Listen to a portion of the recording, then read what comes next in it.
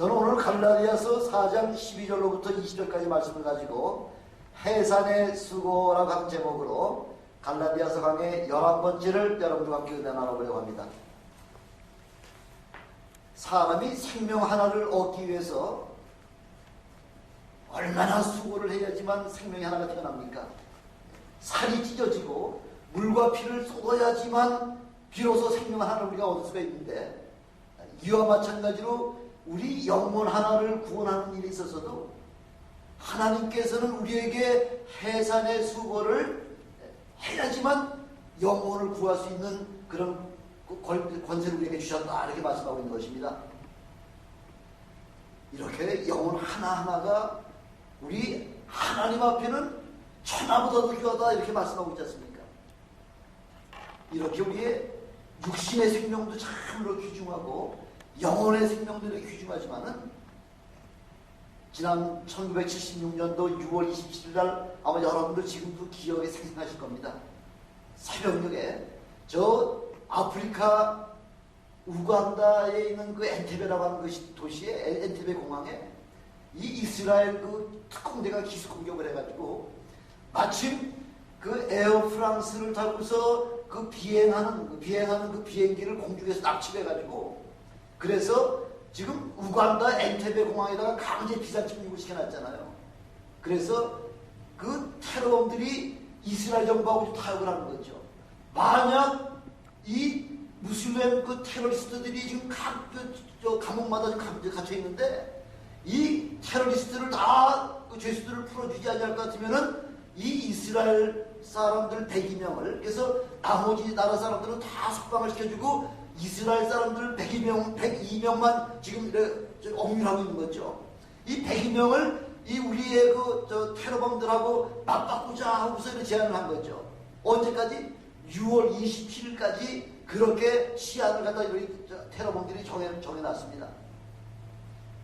이스라엘 정부는 절대로 테러범들하고 타협을 안 하죠. 그래서 이스라엘 특공대들이 몇 명이 조직이 돼가지고서 그 이스라엘에서부터 그 우간다까지 그 비행이 한 번에 전투기 가지고서는 그 기름 때문에 한 번에 그 공수가 할 수가 없는데 중간에 기착을 해가지고서 은밀한 가운데에 모든 사람, 그 이스라엘을 적대시하는 나라들이 굉장히 많잖아요. 그 통과하려면. 그래서 그 레이더망에 걸리지 않도록 아주 가장 낮은 그런 그 저공 비행을 해서 엔테베 공항에 도착을 해가지고요. 그래서 아주 감쪽같이 그 모든 엔테베 그 공항에 그 정교원들 다 감쪽같이 속여버리고요.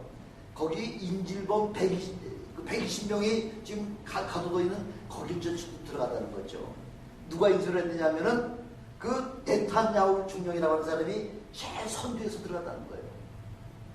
그 이스라엘의 우리 그 목자들하고 미국의 카우보이들하고는 양상이 다르죠. 예, 미국의 카우보이들은 어디서 몰아요? 뒤에서 회차리 가지고서 뒤에서 그 짐승들을 몰지만은 이스라엘의 목자들은 맨 앞에서 양무리를 인도하잖아요. 이 네탄야후 중령이라고 하는 사람은 어떤 사람이냐면은 지금 이스라엘 총리가 누구죠? 네탄야후잖아요. 그 사람 동생이에요. 제가 동생인지 형인지 확실하게 잘 기억을 못하겠는데, 네, 그분의 동생이에요. 그래서 그분이 맨 앞장을 서가지고 들어가면서 새벽 미명이니까 아직까지 어둡잖아요. 들어가자마자 히브리 말로다가 엎드려! 이렇게 얘기했다는 거죠. 다른 사람들은 지금 보조 서 있는 사람들은 아무도 모르죠. 히브리 말로 했으니까. 그래서 히브리 사람들 102명만 납작이 하고 엎드렸다는 거죠. 그때 사격을 해가지고서 네탄야후 중령 한 사람만 희생을 당하고 나머지 102명을 한 사람도 그 머리털 하나 상하지 않냐고 그대로 탈출시켰던 그 사건은 전 세계를 경악하게 만들었다는 거죠. 한 나라의 백성들을 구원하기 위하여, 백성들을 살려주기 위해서 나라에서는 엄청난 희생을 각오하면서까지 백성들을 구출하려고 하는 것이 바로 정부가 했던 일이죠. 작년에도 우리나라에서 그런 사건이 있었잖아요. 소말리아 해적에게 우리 배가 상선이 납포가 돼가지고 오랫동안 타협이 되지 않아가지고, 그래서 우리 한국의 그 UDT 특공대원들이 거기를 침략을 해가지고서 기술적으로 해가지고서 선원들을 다 구출하긴 했는데 그 선장, 석해군 선장이 그 총에 얼마나 총을 많이 맞았는지 아주 거의 죽게 되다시피 했죠. 그래서 그 지역에 의사한테 맡겨놔봤자 뭐 죽을 게 100% 죽을 게 틀림없으니까 한국 정부에서 특별히 스위스의 그 의료 비행기를 갖다가 몇십만 불 주고 세를 얻어가지고서 석희균 선장을 급히 긴급하게 한국까지 후송을 해가지고 아주 대학에서 수술해가지고 살아났잖아요. 그렇죠. 이렇게 한 사람을 우리가 구출하는 데 대해서도 이렇게 나라적으로 엄청난 그런 희생을 감수해가면서 영혼들을 구원하는데 우리 하나님 입장에서는 한 영혼 한 영혼의 생명도 귀중하지만은 그 영혼이 더 귀중하다는 거죠.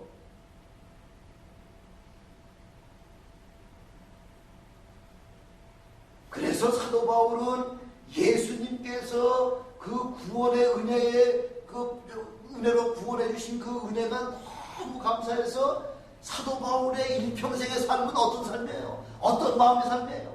빚진 자의 심정같이 살았다는 거죠. 왜? 예수 그리스도의 은혜가 너무나 감사해서 하나님의 사랑이 너무나 감사해서 빚진 자의 심정 가지고 나는 비록 내 영혼은 내 육신은 좀 어려움을 당할지라고 하더라도 많은 영혼들을 주님 앞으로 인도하려고 이렇게 엄청난 희생을 겪은 모습들을 우리는 이 서신서를 통해서 우리가 얼마나 잘 알고 있습니다. 아가서 8장 6절 하면은 우리 박영수 기자님 잘 아시는데 마치 사랑은 뭐 같다고요? 죽음과 같이 이래 강하다는 거죠. 이렇게 하나님의 은혜에 그 사랑이 한번 붙잡힌 바 되게 되면은 그 다음부터는 하나님의 사랑을 그것을 갚기 위해서 견디지 못한다는 거죠. 여러분들도 이렇게 주님의 사랑에 붙잡혀가지고서 남은 생애 동안을 주님을 위해서 끝까지 충성하시는 여러분 되시길 주님의 이름으로 축원합니다. 아멘. 이렇게 사랑이라고 하는 것은 엄청난 힘이 있다는 거죠. 왜? 사랑은 세계의 역사를 변화시킬 수 있을 만큼 이렇게 엄청난 힘이 있다는 것입니다. 그래서 오죽하면 사도 바울이 사도행전 20장 24절에 뭐라고 고백합니까? 나의 달려갈 길과 주 예수께 받은 사명 곧 하나님의 은혜의 복음 증거하는 일을 마치려면은 나의 생명을 좀 더 귀한 것을 여기지 아니하노라. 얼마나 담대합니까? 내게 맡겨주신 복음 증거하는 사명을 감당하기 위해서는 내 생명을 한치의 그 값어치도 없이 아무것도 아니라고 이렇게 그렇게 고백할 정도로다가 사도 바울은 주님께로부터 받은 은혜가 너무나 컸다는 거죠. 영혼 구원하는 일은 바로 내 생명보다 더 귀하다는 거죠. 자신이 누릴 수 있는 모든 세상적인 영광을 그리스도를 위해서라면은 뭐같이 여긴다고요? 배설물같이 여긴다는 얘기하고 있잖아요. 사도 바울이 누릴 수 있는 그 여건이 얼마든지 있죠. 이런 엄청난 희생을 통해서 얻은 생명인데 그 사도 바울이 갈라디아 교회에 이렇게 엄청난 희생을 통해 가지고서 그 영혼들을 다 구원을 시켜놨는데 약하고 천한 초등학문으로 다시 돌아가서 종로를 하고 있는 그 갈라디아 교회 교인들의 모습을 보면서 사도 바울이 참 너무 가슴 답답했다는 거죠. 그래서 지금 갈라디아 교회 교인들을 책망하고 있는 거 아닙니까?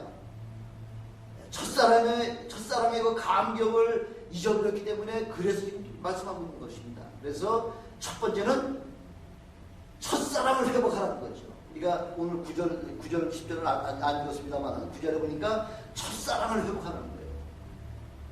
사람들은 누구든지 처음 받은 그 은혜를 갖다가요 쉽게 잊어버리는 경향이 너무 나한테 해고지한 그 나의 원수는 그건 잘 쉽게 잊어버리지 않는데 내게 베풀어 주신 은혜는 그건 쉽게 잊어버리는 게 사람의 그 아주 모든 사람들이 대부분의 그런 과정이라는 거죠. 결국은 은혜를 잊어버리게 될 것 같으면은 다시 옛날의 과거로 나로 돌아갈 수밖에 없다는 거죠. 그래서 요한계시록 2장 4절에 보니까 에베소 교회 교인들이 이렇게 하나님의 은혜를 엄청나게 받았으면서도 하나님의 사랑을 잊어버렸다는 거죠. 그래서 책망하고 계시잖아요. 너의 처음 사랑을 버렸다는 것이죠. 그것을 회복할 수 있는 일이라고 하는 것은 계시록 2장 5절에 보니까 어디서 떨어졌는지를 생각하고 처음 행위를 가지라는 거죠. 내가 어디에서 넘어졌나? 그 넘어진 부분, 어디에서부터 그 주님의 엄청난 은혜를 잊어버리기 시작했는지를 그걸 찾아가지고 그 첫사랑을 회복하라는 거죠.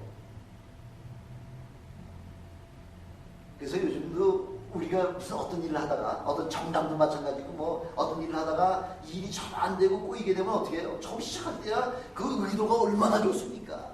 목적이 얼마나 좋습니까? 근데 어느 정도쯤 가다 보면은 그 목적이 희석이 되고 개인적인 욕심이 앞장서게 되면은 그 모든 그 목적들이 다 희석이 돼버리고 말게 되는 거죠.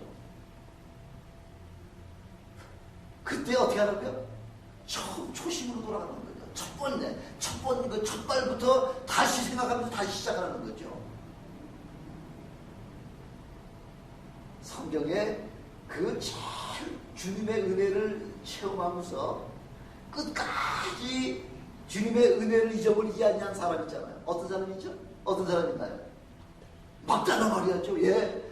막달라 마리아는 7 귀신 들렸다가 예수님을 통해서 7 귀신이 다 떠나가서, 그래 이거 귀신에게 얽혀매 있다가 자유함을 가진 이 막달라 마리아는요, 그때부터 예수님을 따라가기 시작했다는 거죠. 그 은혜를 어떻게든지 예수님께서 우리에게 베풀어 주신 은혜를 갖기 위해서. 그래서 예수님께서 이제 십자가에 죽으시려고 예루살렘에 내려오셨을 때에 막달라 마리아는 자기가 가지고 있는 가장 귀한 그 보배, 그 향유 한 옥합을 가져다가 예수님의 아주 온몸에다가 부어드리지 않았습니까? 얼마나 값이 300데나리온이에요. 300데나리온은 보험국자가 1년 동안 벌어야지 버는 그 금액인 것만큼 엄청나게 비싼 거예요. 그 막달라 마리아는 예수님에게 그 향유를 자기가 그렇게 아주 자기 생명과 같이 아끼던 그 옥합을 예수님에게 다 부어드렸을 때 아까운 마음이 없었겠습니까? 물론 아깝죠. 그러나 내게 베풀어 주신 은혜가 얼마나 감사하고 얼마나 그 은혜를 잊지 못하겠으면 예수님 앞에 그 향유를 다 부어드린다는 거죠. 근데 그 제자들, 예수님의 제자들은 왜 이 비싼 것을 허비하느냐? 허비하는 거 아니에요. 예수님께서 왜 여인을 괴롭히느냐? 이 여인은 나의 장사를 예비했다. 이미 내가 죽을 거를 알고서 이 죽을 몸에 그 향유를 부어드렸다는 거죠. 얼마나 주님의 은혜에 주님께서 얼마나 감격하셨으면은 내가 다시 오는 그 순간까지 이 나의 그리스도의 복음이 온 세상에 전파되는 곳마다 반드시 이 여인의 이 사건을 증거하라 하고 이렇게 말씀하고 계시잖아요. 얼마나 감격하셨으면.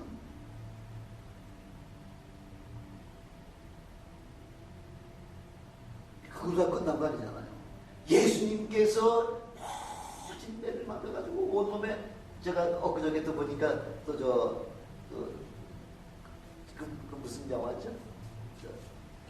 멜 깁슨이 그 저기 만든 영화.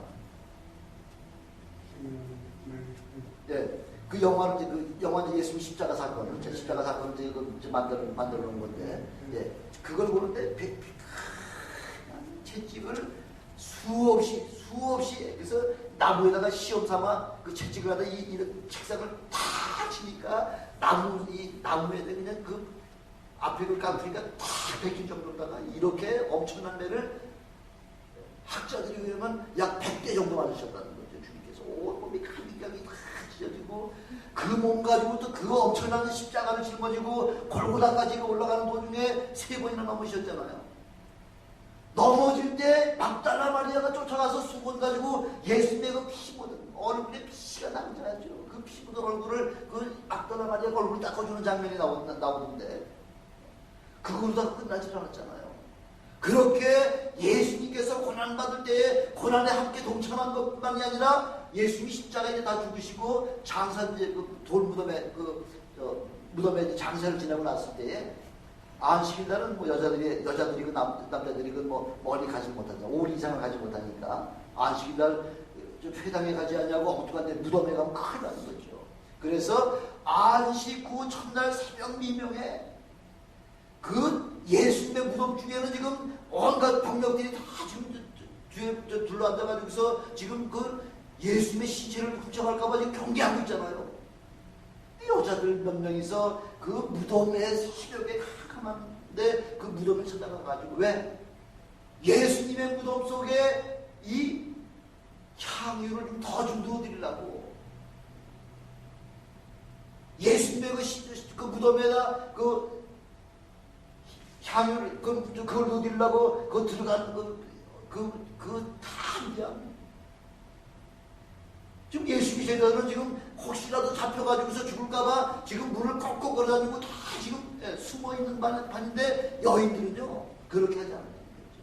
주님의 은혜를 받은 사람은 주님의 은혜를 조금이라도 갚으려고 무덤까지 새벽에 그 찾아갔었다는 것이죠.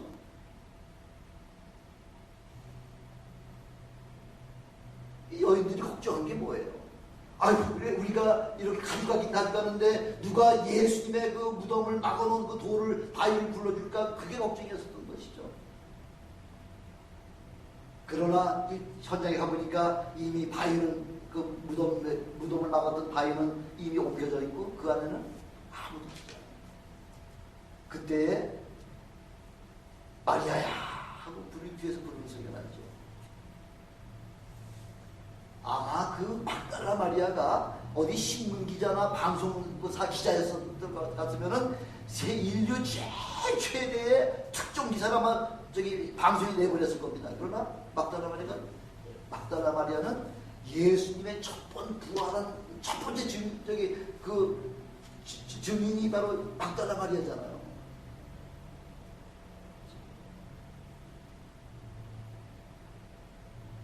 우리 주님께서는 우리 주님이 제일 싫어하시는 게 뭐예요? 미지근한 것이라잖아요. 미지근한 거.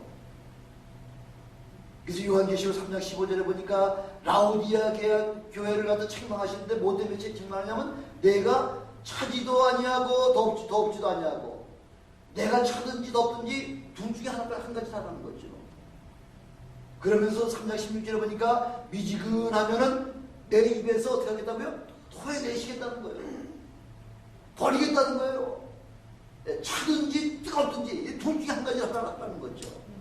저는 여러분들이 뜨거운 신앙을 체험하신 여러분들에서 주님의 축원합니다.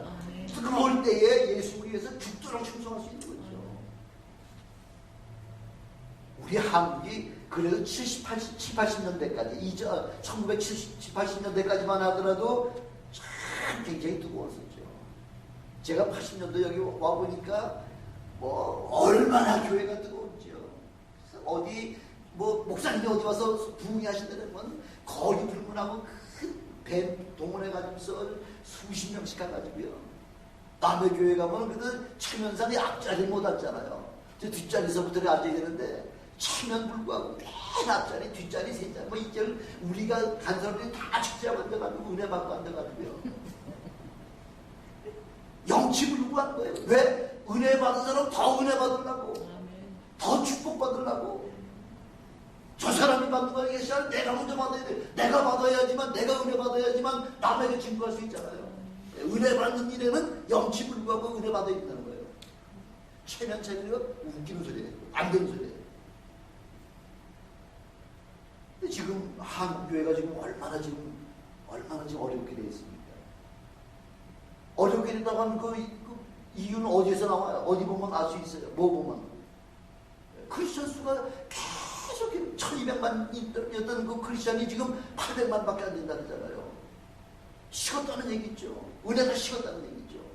미지근하다는 얘기죠. 그럼 어떻게 돼요? 토해내는 거죠, 하나님께서. 제일 중요한 그 이유가 뭐에 있는 거예요? 물질 때문에 있는 거죠. 물질 때문에. 6.25 사건 끝나고서 그렇게 어렵고 모든 가족들이 다 뿔뿔이 헤어지고 모든 그 재산 다 가지고 났을 때 그때는 오로지 하나님 앞에 부르짖을 것밖에 없었잖아요. 그러니까 그냥 계속해서 붐이 역사에 일어났던 거죠. 지금 이 시대가 바로 라오디게아 교회의 바로 그 시대라는 거죠. 그래서 우리 우리 하나님께서 이스라엘 백성들에게 제일 처음에 경고하신 말씀이 뭐예요? 워닝 주셨죠. 신명기 8장 14절에서 14절까지 말씀 보니까 너희가 광야 40년 동안 한 번도 굶어본 적이 없잖아요. 광야에서 40년 동안 먹이셨던 그 만나와 40년 동안 옷이 헤어지지 아니했을 뿐만 아니라 발이 부르지도 아니하고요. 이렇게 너희들을 인도하신 하나님을 기억하라, 지금 그 말씀하고 있는 거죠. 근데 하나님이 너희들이 나를 잊어버리는 제일 첫 번째가 뭐냐면은 내가 배부르고 아름다운 집에 거하며 우양이 번성하고 은금이 증식되고 소유가 풍부할 때에 두렵건대 내 마음이 교만하여 내 하나님을 잊어버릴까 하노라. 하나님이 벌써 이스라엘 백성들, 이스라엘 백성들뿐만 아니라 바로 여기 앉아있는 저와 여러분들에게 경고하시는 말씀이 있죠. 지금 돈이 생기고 지금 너 뜨뜻하게 되고 뭐 아름다운 집에 살게 되기 때문에요, 아무렇게도 신앙은 떨어지게 되는 거예요. 이럴수록 우리는 첫 번 그 시작하는 초심으로 돌아가면 되는 거죠. 초심으로 돌아가면.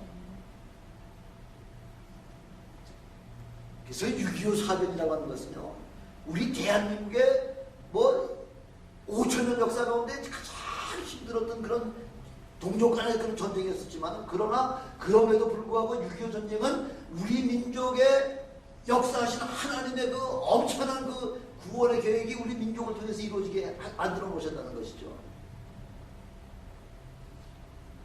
그래서 우리의 믿음이, 우리의 신앙이, 우리의 교회의 이런 부흥의 역사가 온 세계 기독교 2000년 역사상에 가장 놀라운 그런 바로 축복을 바로 우리 조국 대한민국에 우리 하나님께서 역사하셨다는 것입니다. 요즘 세계 경제 10번째 안에 들어가는 뭐 그런 경제대국으로 우리 성장하고 나니까 물질이 생기고 삶의 여유가 생기고 나니까 마음에 뭐가 생기는 거예요? 교만이 생기는 거죠. 교만. 이럴 때 좀 다시 한번 첫사랑을 회복을 해야 된다고서 그걸 하나님께서 우리에게 말씀해 주고 계신 겁니다.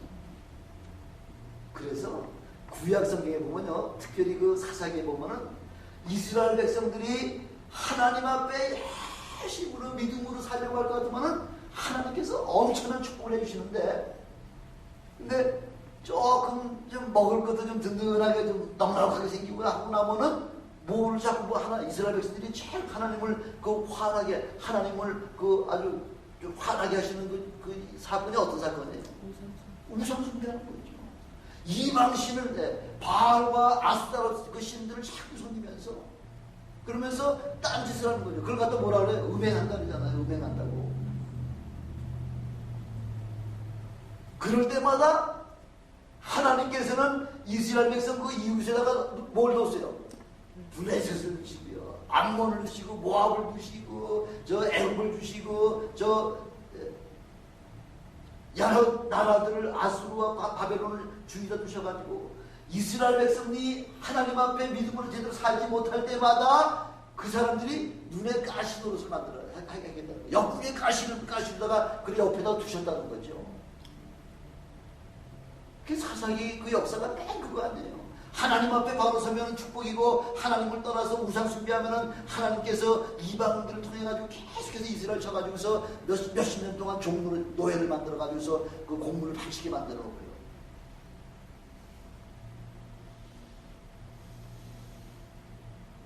지금 하나님께서 북한에 지금 3대 세습을 하고 있죠. 3대 세습.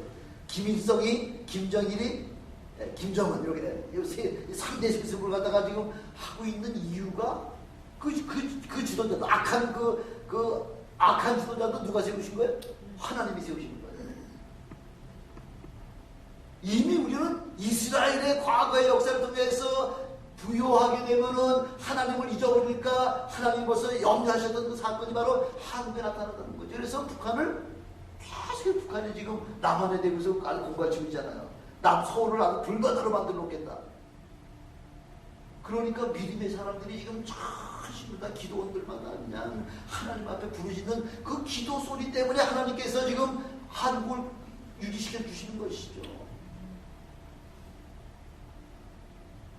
전 요즘 며칠 동안에 누가 우리 송 집사님이 그 DVD를 갖다 주셔가지고 그 며칠간 그렇게 보면서 참 얼마나 마음이 안타까운지. 그 WCC라는 거 여러분 들어보셨는지 모르겠네요. 예. World Council of Churches라고 해가지고서 세계 교회 협의회예요. 교회 협의회. 그래서 기독교에서도 그 에큐메니칼, 그래서 교회를 하나로 통합하자고 하는 그 운동이 많이 일어나고 있는데, 개신교 기독교끼리로 합하자고 하는 그 얘기가 아니에요. WCC는 지금 유엔 산하기관이에요. 유엔에서 종교부터 먼저 통합을 시켜놓자는 거죠. 제일 골치 아픈 게 우리 뭐 강한 나라가 그 소련이요, 러시아가 아프가니스탄을 갖다 점령하려고 했는데 아프가니스탄이 점령이 됐어요, 안 됐어요? 몇십 년 동안 고생만 직사하게 하다가 결국은 다 물러났잖아요. 뭐 때문에? 종교 때문에. 종교 앞에서는 해결할 방법이 없잖아요. 그래서 그 적그리스도들이 제일 먼저 그 아이디어 낸 것이 그렇다. 종교를 하나로 다 만들어 놓자. 그래가지고서 시작한 게 1980년대서부터 종교를 하나로 다 지금 묶어놓는 거죠. 시작은 유엔에서 유엔에다가 WCC 만든 거는 이제 그래서 유엔의 그 산하기관에다가 종교를 그 종교 속에 보면 세계에 100가지가 넘는 그 종교들이 다 지금 하나로 다 지금 통합하려고 하는 작업을 하고 있잖아요. 거기 제일 우두머리가 누구냐면은 캐톨릭에서 주관하고 있죠. 개신교가 지금 주관하고 있죠. 개신교에서도 지금 거기 WCC에 들어가려고 지금 난리죠. 뭐 때문에? 명예 때문에, 돈 때문에.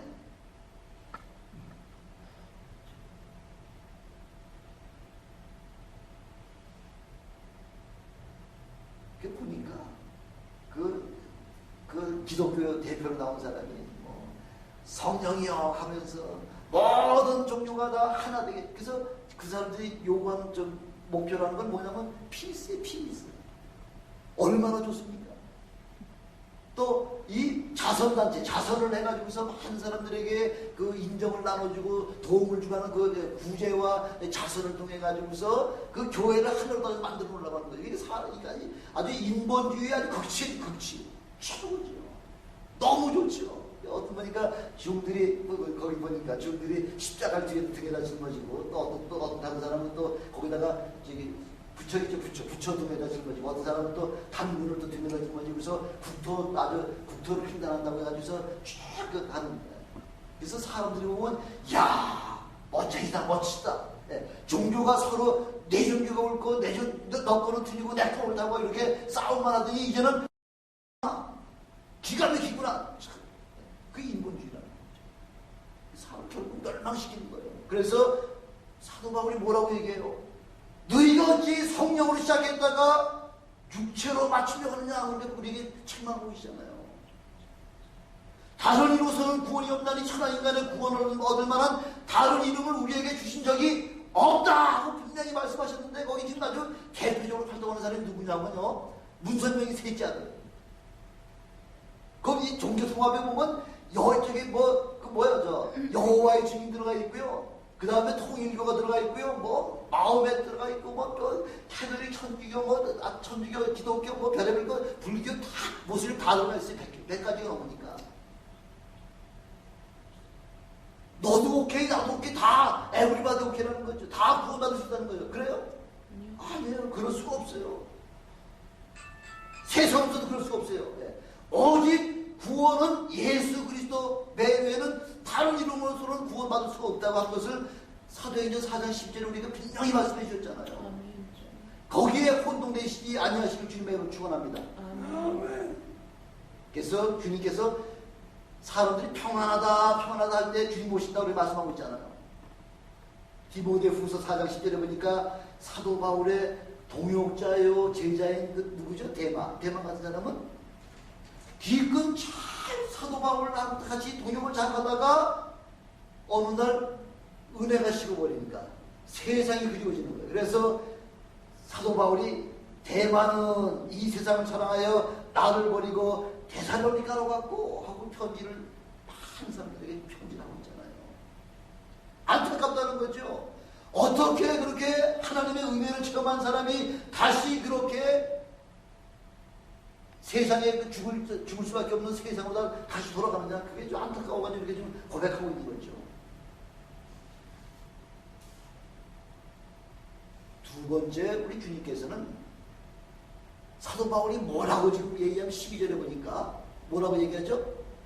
내가 너희와 같이 되었음즉 너희도 나와 같이 되라.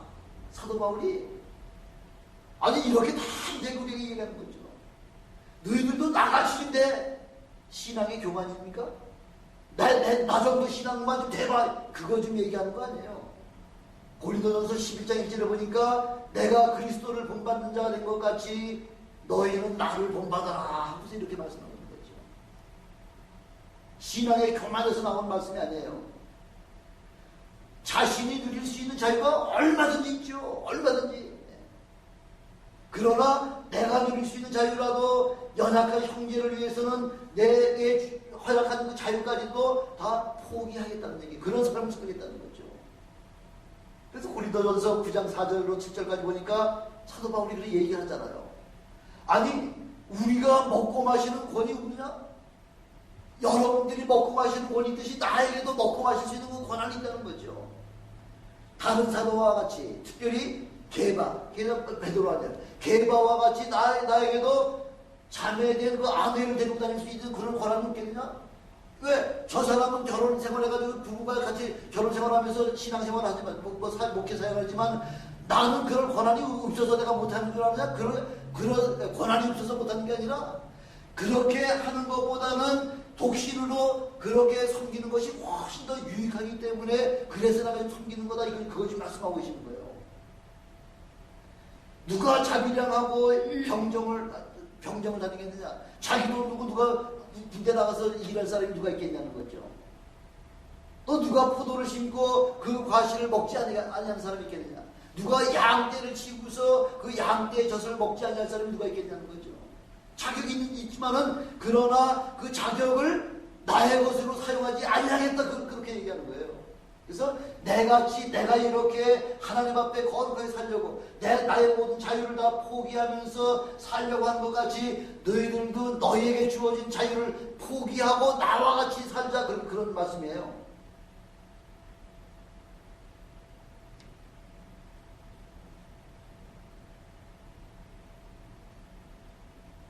왜? 그리스도 복음의 장애가 되는 것을 없애버리기 위해서 그래서 누릴 수 있는 권한은 다 있지만 그러나 누리지 않냐고 다 그런 걸 포기하고 그 권한에 참여하는 것이다. 이렇게 말씀하고 있는 것입니다. 사도 바울이 그러잖아요. 모든 것이 가지만은 그렇다고 모든 것이 다 유익한 것이 아니고 모든 것이 가지만 다 덕을 세우는 것이 아니기 때문에 그렇기 때문에 내게 준 자유를 다 사용하지 않겠다는 거죠. 자기 유익을 구하지 아니하고 남의 유익을 구하면서 내 유익을 위해 살지 말고 남을 위해서 사는 여러분들이 되시길 주님의 이름으로 축원합니다. 그게 바로 사도 바울이 나와 같이 살라 그렇게 나와 같이 되라는 거예요. 사도 바울 당시에 시장에서 내다 파는 그 많은 고기들이요. 고기들이 대부분은 다 어마어마한 고기가 시장에 나오잖아요. 그 고기가 재물, 그 우상들한테 재물다가 한번 다 들였다 나온 거 너무 많으니까. 그만큼 우상이 너무나 많다는 거죠. 거기다가 제사 드리고 난 그 재물을 갖다가 어떻게 다 먹을 수가 없으니까 내 세상의 시장에다 파는 건데 사도 바울은 혹시 고기 먹는 거, 이 음식이 먹고 마시는 거 이게 구원하고는 아무 상관이 없어요. 아무 상관이 없는 것이지만은 누가 말하기를 저 고기는 우상에게 제물로 드렸다가 내다가 파는 것이다 이렇게 얘기할 것 같으면은 그런 것 때문에 사도 바울 같은 사람 저렇게 위대한 그 신앙의 사람도 그 우상에 우상에 제물을 드렸던 걸 갖다가 고기 먹네. 그렇게 되면 연약한 사람, 양심이 약한 사람들은 그 사도 바울이 고기 먹는 것 때문에 자칫 잘못하면 양심의 상처를 받기 때문에 그래서 만약 내가 고기를 먹는 것 때문에 그 마음이 연약한 사람들이 상처를 받는 일이 있다고 할 것 같으면 차라리 나는 고기를 끊어버리겠습니다. 지금 그 얘기하는 거예요.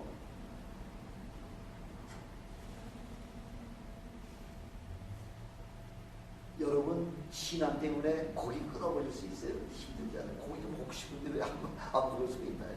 하다못해 지난번에 그 어떤 스님 그 간증하는 것을 보니까 스님들도 중들도 고기가 먹고 싶으니까 그 사람 일이라고 왜 고기가 안 먹고 싶겠어요. 그래가지고서 가발 덮어씌우면서 닦아가지고서 불고기 가져와! 해가지고서 뭐 칠탄 뭐좀 먹고 그 다음에 고기 먹으면 또 뭐 무슨 생각을 하죠? 술 생각나잖아요. 야, 곡차 가져오라! 곡차. 술이라 그러지 않고 곡차라 그래요. 곡차를 뭐 남이 듣기냐. 무슨 뭐 티 같은 게 뭐 종류인 줄 알잖아요. 근데 곡차가 뭐냐면 술이라는 거죠. 술. 막걸리 소리가 다 곡식까지 만든다. 곡차 가져오라! 해가지고서 그 가발 뒤집어 쓰고 막 신나게 먹는 거죠.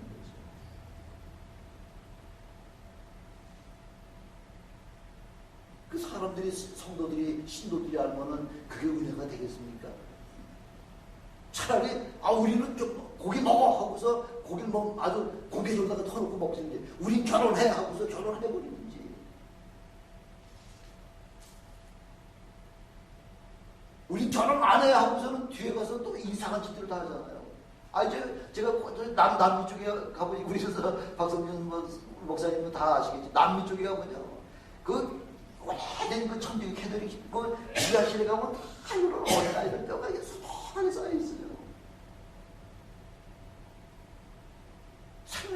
생명인데 그냥 공개할 수 없는 생명이기 때문에 은밀하게 죽인 그런 뼈, 어린 생명만 같이 태어나자마자 그 죽인 작은 뼈들이 그 웬만한 교회 보면 다 지하실에 그런 게 다 있어요.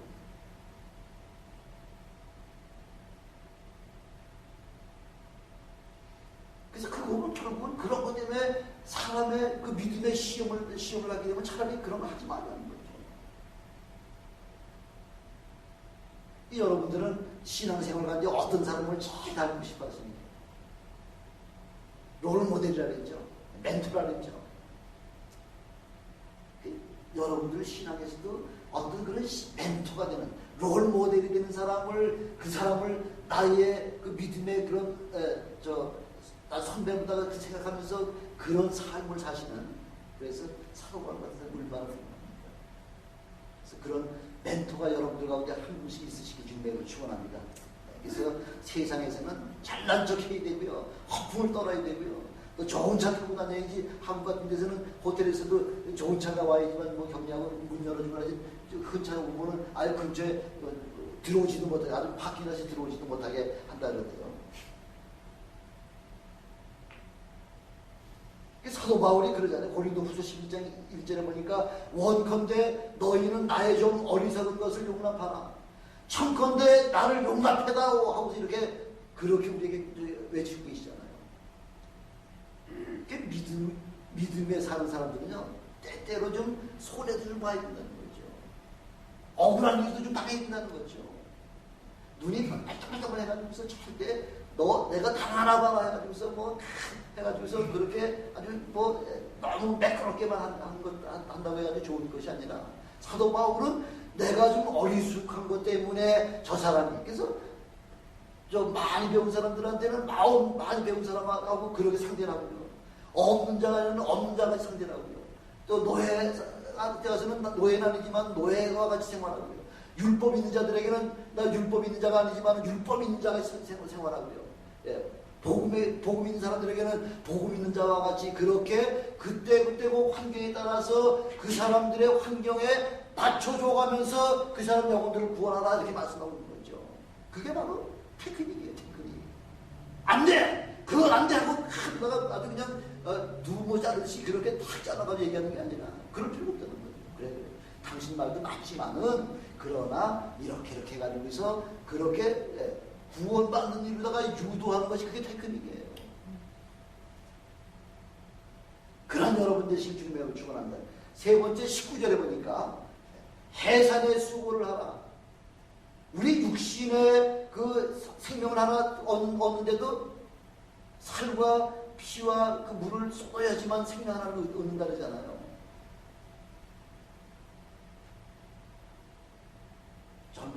요즘 젊은 자매들 보니까 저희도 병변을 아이들 보니까 벌써 임신만 딱 되면요 자기가 좋아하고 먹던 거 이런 거 즐겨 먹던 거 이런 거 아이 태아에게 나쁘다 싶은 건 다 끊어버리잖아요. 그리고 음악 같은 것도 좋은 음악, 그 뭐 락 음악 같은 이런 거 그런 거 안 듣고 좋은 음악만 듣으려고 그러고요. 말씀만 계속 들으려고 그러고. 몸이 아프다고 약 뭐 마음대로 먹나요? 임신한 사람들이 그렇지도 않잖아요. 혹시 태중에 그 태아가 어떤 이상이 생길까봐 약도 몸이 막 아프 죽을 지경이라도 약도 제대로 못 먹죠. 이렇게 태중에 아이에게 해가 되지 아니할 뿐만 아니라 또 유익하게 하려고 여러 가지 태교를 갖다 많이 하죠. 태교를요. 10달 동안 아이를 태안에 그 태중에 가지고 있으면서도 많은 인내와 수고와 그런 고난과 불편을 겪어가면서 10달 동안 그렇게 잘 그 태중에 데리고 있다가 그 다음에 출산할 때 얼마나 뭐 출산 남자들은 뭐 한 번도 잘 모르시겠지만은 그 출산의 고통이라는 게 요즘은 또 뭐 무통분만 해가지고 또 요즘은 또 수월하게 또 놔둔 법도 있더라고요. 요즘 세월이 좋아져가지고. 근데 옛날에 어디 뭐 그런 게 있었으니까 다 고통, 그런 산후 고통을 통해서 아이들을 낳지 않습니까? 나도 그 아이가 지금 사람 노릇할 때까지 다 뒷바라지 다 해가지고서 지극정성 다 해가지고서 키워놓으면은 지 혼자 큰 것 같지요. 감사가 없고요. 사도 바울이 마치 이렇게 우리 육신의 생명 하나도 지금 사람 노릇할 때까지 키우려면 그 엄마의 그 수고가, 해산의 수고가, 그 수고 이후에 얼마나 많은 수고와 희생이 있어야지만 그래도 사람 노릇하도록 만들어 놓는 거죠. 우리 영적인 문제도 똑같다는 거죠. 그래서 기근 우리 사도 바울이 각 지역을 다니면서 고린도 교회, 빌립보 교회, 뭐 갈라디아 교회 다 교회를 세워놨는데 기근 그 복음으로 말미암아 은혜 반열에 세워놓고 나니까 다시 세상의 초등학교로 다시 돌아가서 죄의 종으로 살려가는 그 모습을 바라볼 때 사도 바울의 마음이 얼마나 답답했겠느냐는 거죠. 19절에 보니까 나의 자녀들아 너희 속에 그리스도의 형상이 이루기까지 다시 너희를 위하여 해산하는 수고를 하노니 다시 하겠다는 거예요. 다시 우리가 한번 예수님을 다 십자가에 못 박고 난 이후에 다시는 우리가 예수님 십자가에 못 박잖아요. 왜? 그러기 때문에 멸망이니까.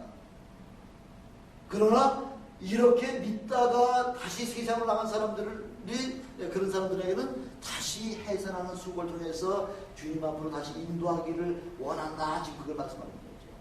이게 답답하다는 거죠.